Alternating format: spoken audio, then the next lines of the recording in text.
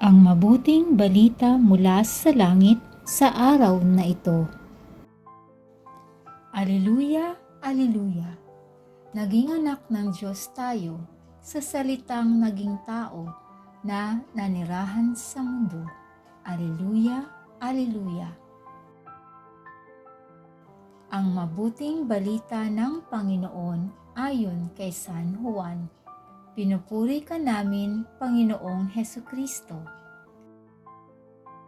Kinabukasan, nakita ni Juan si Jesus na lumalapit sa kanya. Sinabi niya, "Ito ang kordero ng Diyos.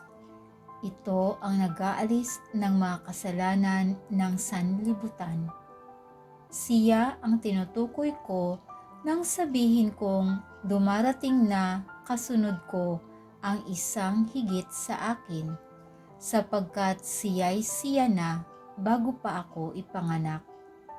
Hindi ko rin siya lubos na nakikilala noon, bagamat ako'y naparitong nagbibinyag sa tubig upang ipakilala siya sa Israel.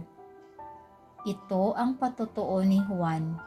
Nakita ko ang Espiritong bumababa buhat sa langit gaya ng isang kalapati at nanatili sa kanya.